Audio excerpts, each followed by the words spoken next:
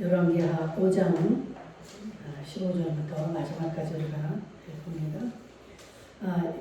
여기에 나오는 이 이야기는 여러분들이 잘 아시다시피 이 문둥병에 관한 이야기죠.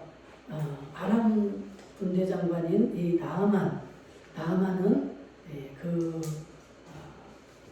문둥병이 이스라엘 선지자를 찾아옴으로 인해서 문둥병을 고치게 됩니다. 그런데 또 한 사람, 그 엘리사의 수종되는 이 게하시라는 종은 문둥병을 얻게 되죠. 그렇죠? 그래서 문둥병이 낫는 자가 있고 지금 문둥병을 얻는 자의 지금 사연이 기록된 본문입니다. 그래서 여러분들이 이 본문을 통해서 정말 우리의 모습을 다시 한번 볼 수 있기를 바라고, 또 이 본문 속에서 정말 어떻게 할 때 이렇게 되고 또 어찌할 때 그와 반대로 이렇게 되는가 확실하게 깨닫는 시간 되기를 축복합니다. 오늘 우리가 열왕기하를 봤는데 누가복음에도 보게 되면 이 나아만의 문둥병을 직접 언급하신 것을 봅니다.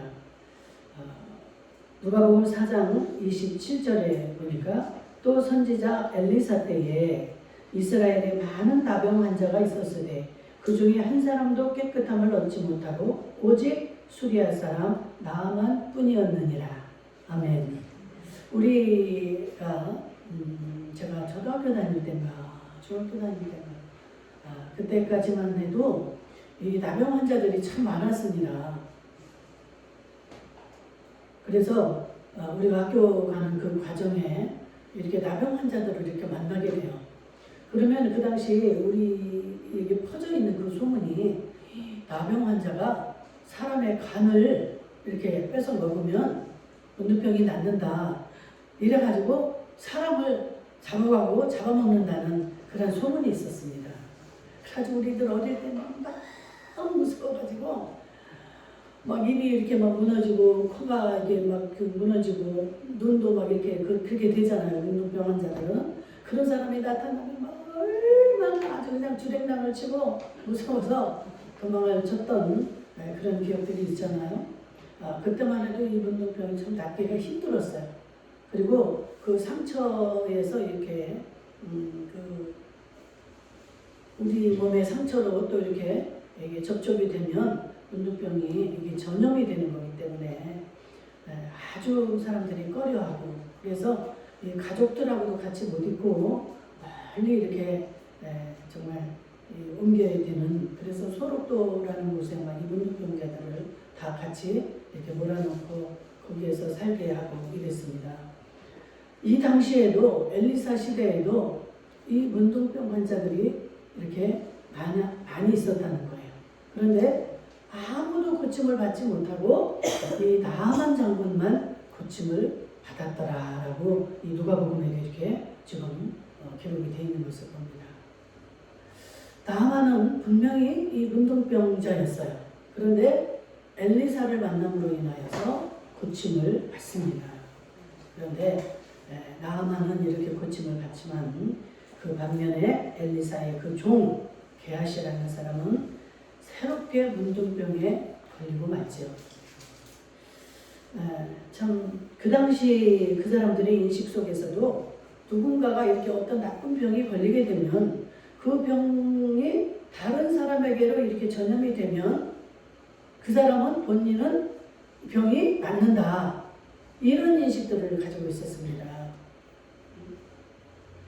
참 이렇게 나아만은 고침을 받았는데 그 게하시라는 사람은 이렇게 다시 정말 새롭게 문둥병을 얻게 됐는데, 이 두 사람의 이런 현상을 통해서 우리가 생각해 봐야 될 것은 이 나아만이 그 문둥병을 이제 고침을 받는데 받고 나서의 행동에 여러분들 이렇게 초점을 맞춰 보시기를 바랍니다.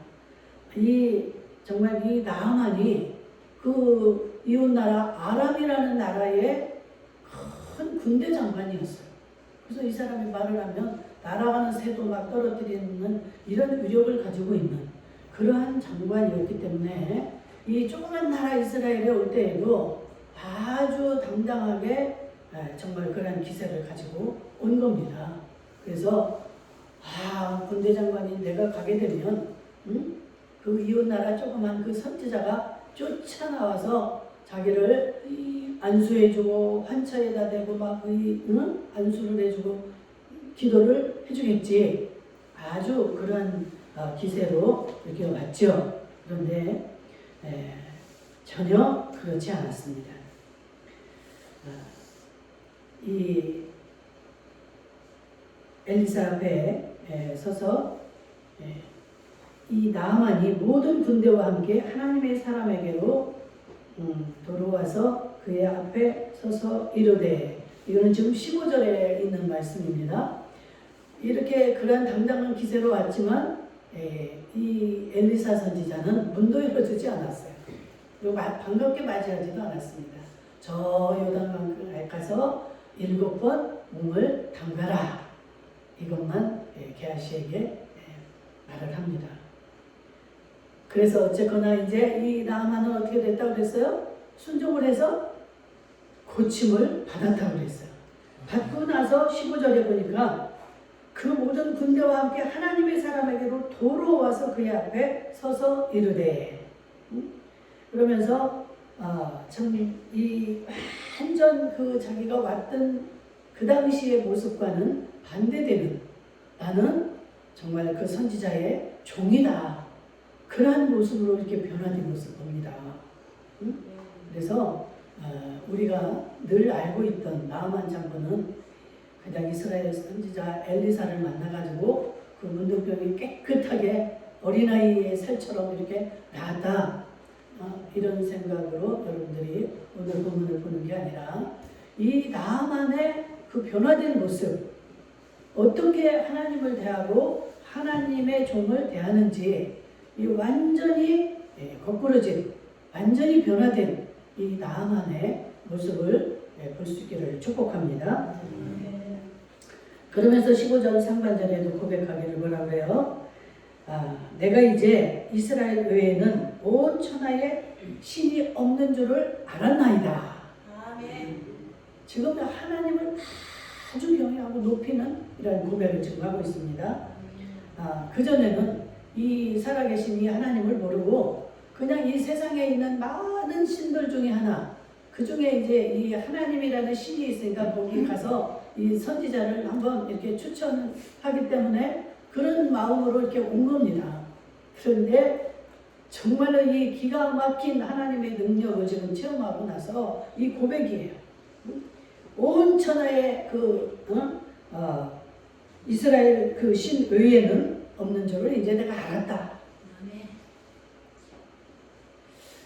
우리가 변하려면은 확실히 변해야 되는 거예요. 그냥 이 지식으로만 진짜 그게 아니었네, 하나님의 신이 살아계신 하나님이네, 이 정도가 아니라 이 지금은 자기가 아까 왔던 당당한 그 장관의 모습이 아니라 종의 모습으로, 그러한 진짜 정말로 자기가 변화된 달라진 이 고백을 지금 하고 있는 겁니다. 오직 하나님만이 참 신이다라는 말이죠. 그래서 그 예물을 가지고 다시 돌아오는 거예요. 그 종에게. 자기가 어린아이 살처럼 이렇게 변화된 그 고침받은 그 현장에서 그냥 자기네 나라로 돌아갈 수도 있는 거죠. 그런데 예물과 함께 그 자기가 데리고 온 그 군인들과 함께 다시 선지자 앞에 오는 거예요. 와서 이 예물을 받으소서. 나는 정말 이제 이스라엘 외에는 온 천하에 신이 없는 줄 알았나이다. 이 고백과 함께 엘리사 앞에 다시 나타납니다. 참 이렇게 돌아와서 예물을 받으라고 할 때 어때요? 엘리사는 그 예물을 받지 않죠. 그러면서 엘리사에게 이 나아만이 하는 말. 그러면 이 노새 2마리의 흙을 이스라엘 흙을 저에게 주십시오. 내가 정말로 이렇게 참신인 하나님 앞에만 이 흙을 가지고 가서 단을 쌓고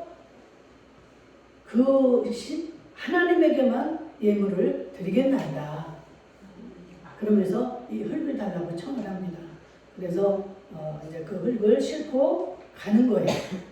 가는데 이 수종드는 이 게하시의 마음에 너무 속이 상한 거예요. 아니 우리 선지자님 이게 무슨 일이야?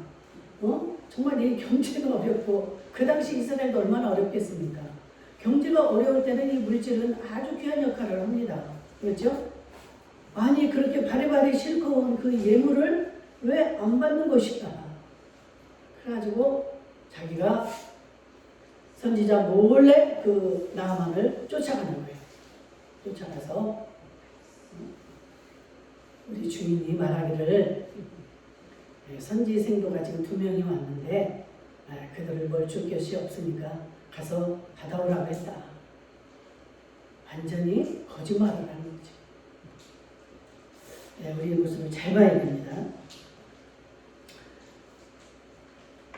그 전에 이 선지자에게서 떠나가기 전에 그 한마디 또 한 말이 있죠.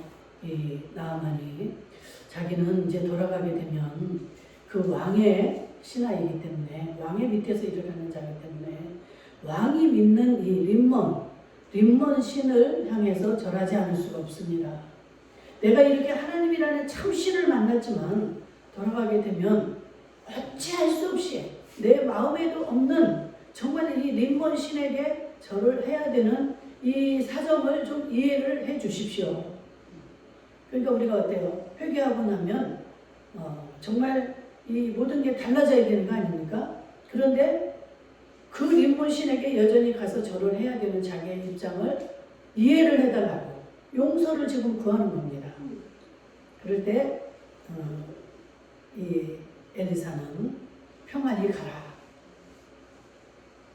지금 인정을 해주는 거죠. 이렇게 해서 이제 가는 중인데 이 게하시가 정신없이 쫓아와가지고 이렇게 거짓말을 하는 거예요. 은 1달란트하고 옷을 2벌을 달라. 2명이 왔으니까. 그런데 그래요? 은 1달란트 달라고 하는데 2달란트를 줘라. 2부대에 2달란트를 주고 옷도 주고 이렇게 해서 보냅니다. 그런데 엘리사가 이것을 알까요? 모를까요? 알고 묻습니다. 네가 어디에서 돌아오느냐? 이 말을 들을 때 여러분들 어떤 성경의 본문이 성경 구절이 생각이 납니까? 아담과 하와가 하나님의 언약을 어겼을 때 하나님이 나타나니까 에덴 동산에 나타나니까 이들이 어떻게 했어요? 숨었습니다. 그전에는 자기들이 옷을 다 벗고 살아도 부끄럽거나 이 수치를 느끼지 않았어요. 그런데 하나님의 언약을 어기고 나니까 눈이 밝아져서 자기들의 수치스러운 모습이 보이는 거예요. 그러니까 하나님이 오니까 숨습니다. 그럴 때 아담아 네가 어찌하여 숨었느냐? 다 아시죠? 하나님도 다 아시면서 묻는 거예요. 이 엘리사의 질문에 또 게하시 역시 거짓말을 또 해요. 그 나아만에 갔을 때도 거짓말을 했고 또 엘리사에게로 돌아와서도 또 거짓말을 하게 됩니다. 여러분, 우리가 거짓말이 왜 무서운가? 한 번 거짓말을 하게 되면 시작할 때는 뭐 별거 아닌 거라고 조그맣게 생각을 하고 합니다. 내가 저 많은 예물 중에서 그 은 1달란트와 옷 2벌만 달라고 해서 가져오는 거 뭐 이거 저 사람에게도 아무것도 아니고 우리 선지자도 모르게 내가 할 수 있어. 이러한 마음으로 시작을 했지만 와서 또 선지자에게 또 변명을 하려니 또 거짓말을 하게 돼요. 계속적으로 거짓말을 하게 됩니다.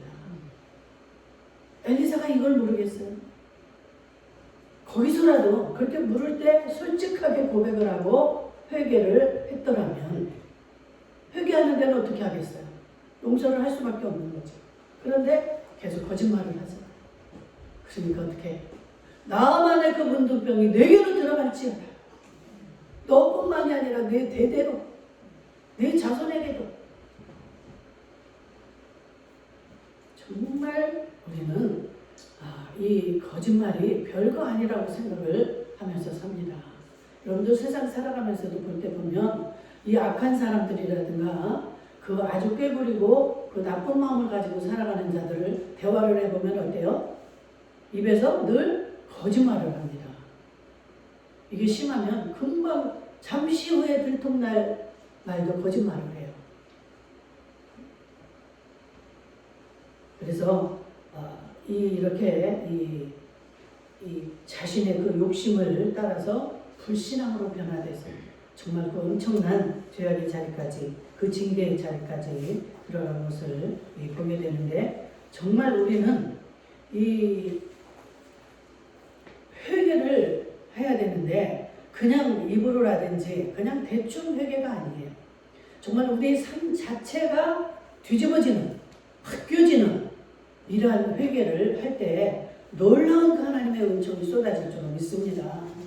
어제 여러분들 다니엘기도 보신 분은 알지만 이북에서 그 아주 그냥 그 선전대장을 하던 그 여자 군인, 이 사람이 이제 남으로 내려와 가지고 지금 아주 그냥 그 이북을 위해서 오히려 그런 일을 하는 하나님의 선전대장으로 바뀌어버렸잖아요. 그런데 이 사람이 얼마나 이북에서 그 세뇌를 받아가지고 김일성은 절대로 이런 인간들과 똑같이 죽지 않는다는 이러한 그 세뇌 교육을 받았기 때문에 자기가 이제 21살인가 하여튼 20살 좀 넘어서 그때 이제 선전부장으로 그러고 있을 텐데 청천벽력 같은 이 소리가 들린 거예요. 김일성이가 죽었다. 이 말을 들었을 때 자기로서는 도저히 이해도 안 되고 있을 수가 없는 일이 우리를 이제까지 먹여주고 입혀주고 이렇게 하던 이 수령님이 죽었으니까 이제 자기는 살 방법이 없다. 그러다가 그 소리를 듣고 그냥 기절을 해버리잖아요. 그랬다가 나중에 이제 참 여러 사건이 이제 생기면서 이 남한의 이 목사님을 만나게 됩니다. 이 남한의 목사님은 얼마나 안타깝겠어요. 그 모습을 볼 때. 그래서 막 하나님에 대한 이 구원, 부활 이런 소식을 막 전하는데 이 사람으로서는 도저히 그게 용납이 안 되는 거예요. 자기에게 총만 있다면 막 그 사람을 막 죽이고 싶은 이런 것을 느낄 정도로 이렇게 세뇌가 되어 있기 때문에 바뀌기가 힘듭니다. 그런데 결국은 다시 중국으로 넘어갔다가 다시 북송이 되는 그 이전에 그 하나님을 만나는 거예요.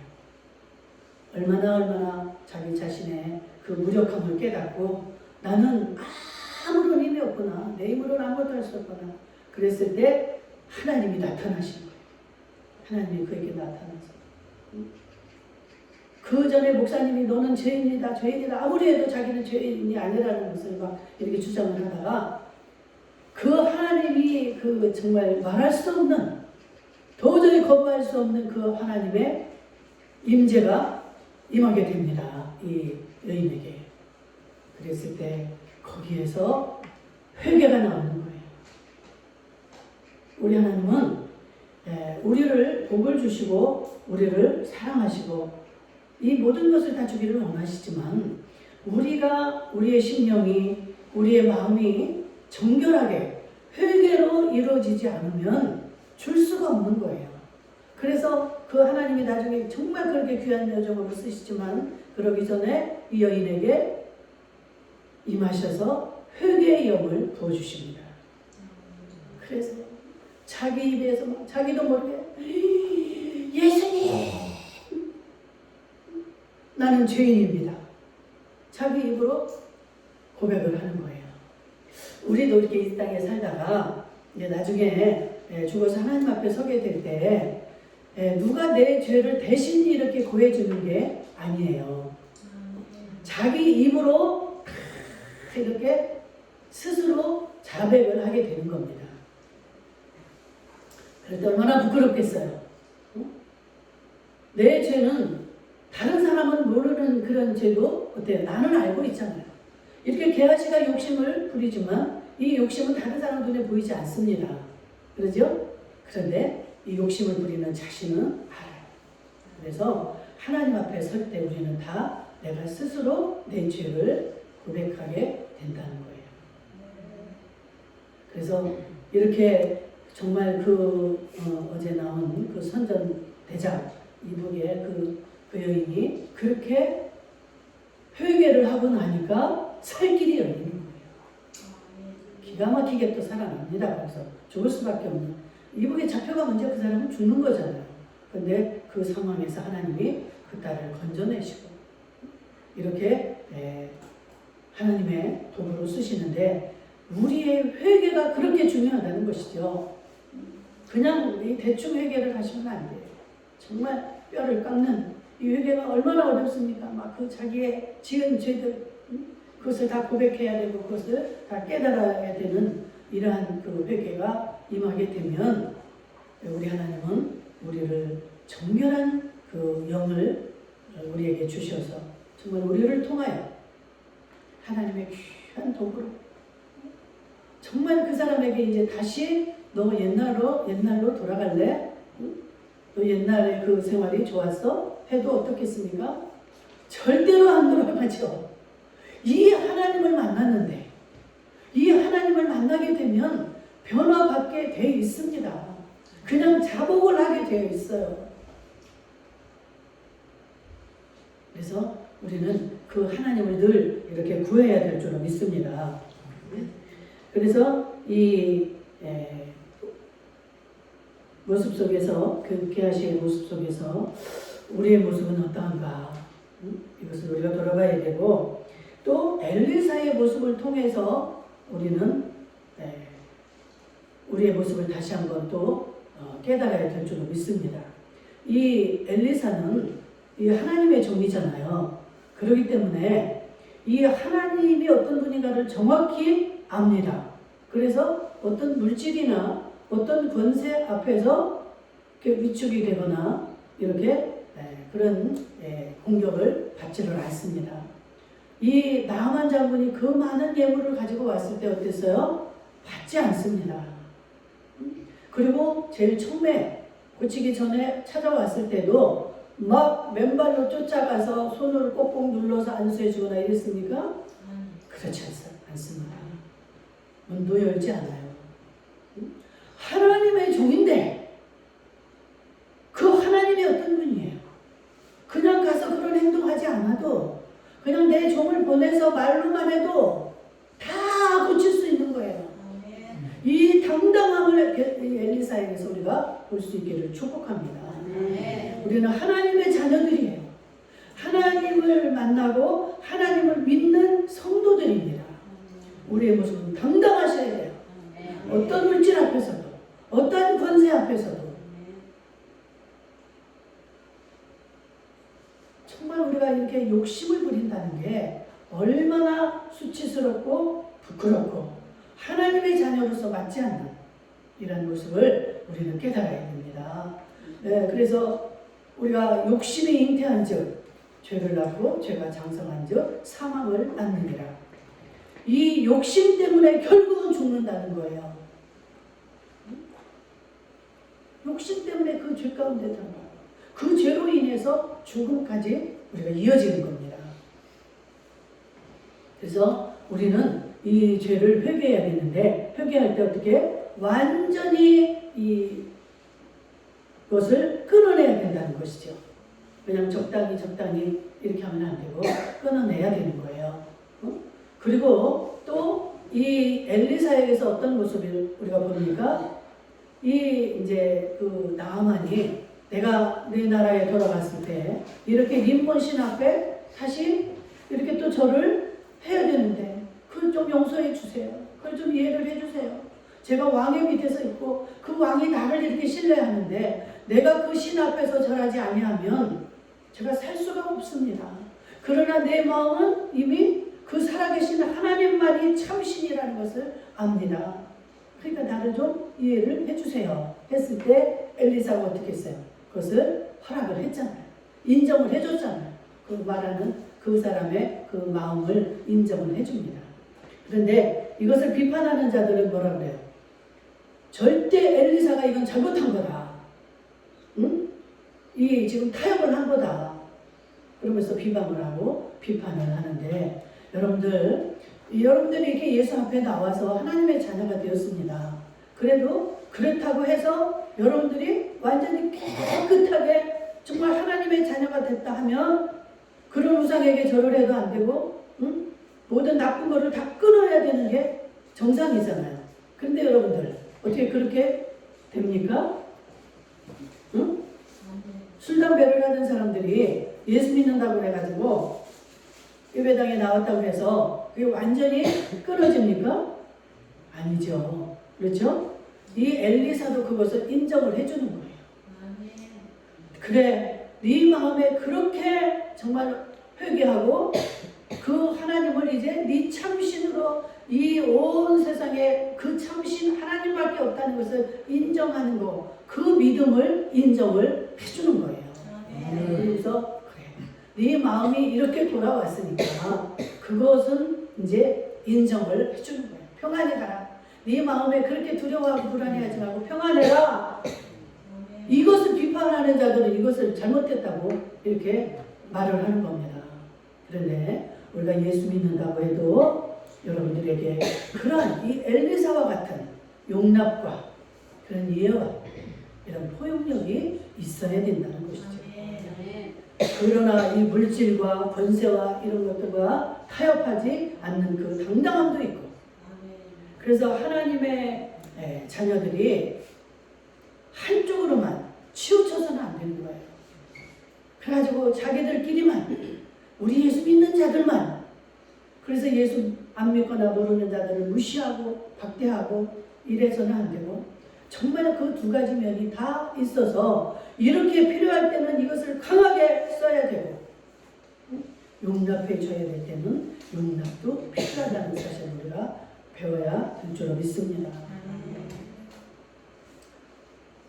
그렇지 않을 때, 그것을 잘 알지 못할 때, 막 비방을 하고 비판을 하고 이러잖아요.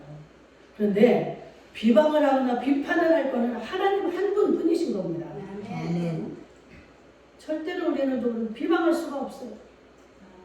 지금 엘리사를 어떻게 우리가 비방할 수가 있습니까? 이 나아만은 정말로 이 엘리사가 용납해 주지 않고 그것을 강권적으로 이렇게 밀어붙였다면 어떻게 되겠어요?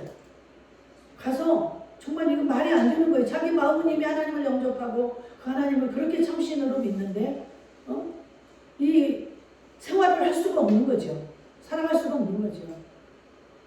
그러니까 우리 하나님은 저와 여러분들에게 원하시는 것도 뭘까요? 우리의 마음, 우리의 참 마음, 진짜 네가 나를 하나님의 이 살아계신 하나님으로 참신으로 믿느냐, 이것을 보시는 줄로 믿습니다. 그 외에 우리에게 따라오는 이 모든 것들은 하나님은 다 알고 계세요. 그래서 우리에게 뭐 죄를 벌할 것은 하나님이 하실 것이고, 하나님이 이렇게 우리를 판단하시는 것이지, 그냥 아이고 엘리사 너 별것도 아니구나, 너는 참 선지자가 아니야, 이렇게 비방할 수가 없다는 사실을 기억하시고, 오늘 여기에 나오는 나하만이나 엘리사나 이 게하시의 모습을 통해서 우리가 잘 깨달을 수 있기를 주의 이름으로 축복합니다.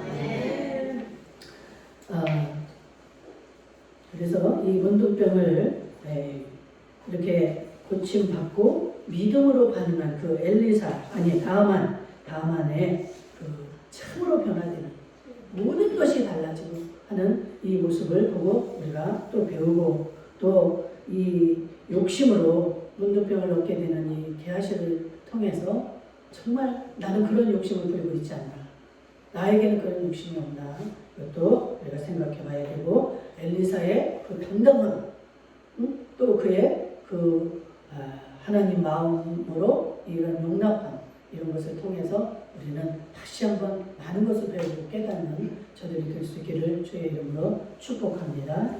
아멘.